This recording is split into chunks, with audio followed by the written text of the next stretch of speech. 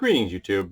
So as part of that vile package passed in Georgia about disenfranchising as many black voters as possible is a law that now makes it illegal to give food or water to people standing in line waiting to vote.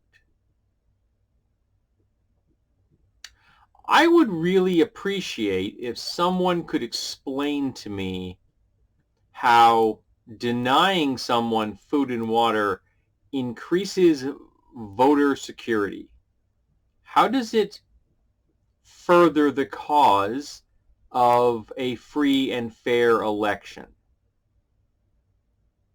I'd tell you I'd wait for an answer, but I don't know if I'm ever going to get one, because there is no conceivable reason that denying someone food and water is going to increase the security of an election. Now, it's illegal to deny a prisoner food and water. It's illegal to deny someone who is a prisoner of war food and water. Those would be considered violations of their human rights. And in the case of prisoners of war, would be a war crime directly.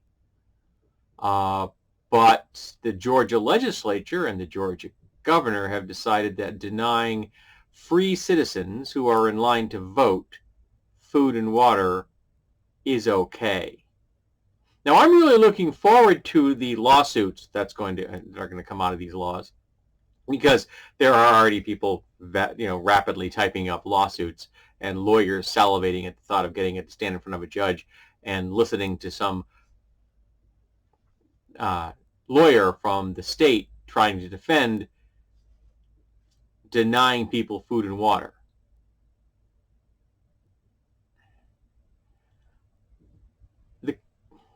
The cruelty, I understand the cruelty is baked into the system.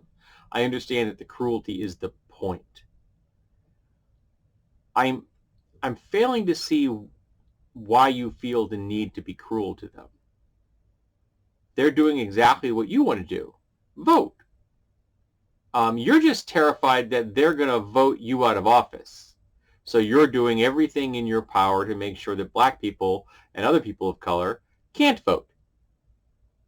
You know you can't win at the polls in a free and fair election. You know you can't. 2020 showed that no matter how much you had done, even in 2020, to prevent them from getting a chance to vote, you failed.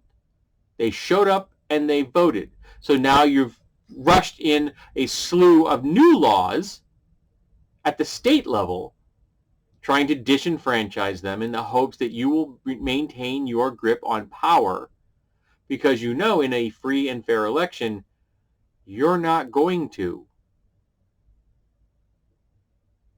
You are a dying dinosaur. You know this, but you're doing everything you can possibly do to get one more staggering step forward before you finally collapse. You just need to get a little bit further so you can pass a few more laws that harm people of color and harm women and harm gay people and harm trans people and help billionaires and harm the poor and the homeless and the hungry and the sick and the ignorant. You just want a little bit more time to be cruel and vicious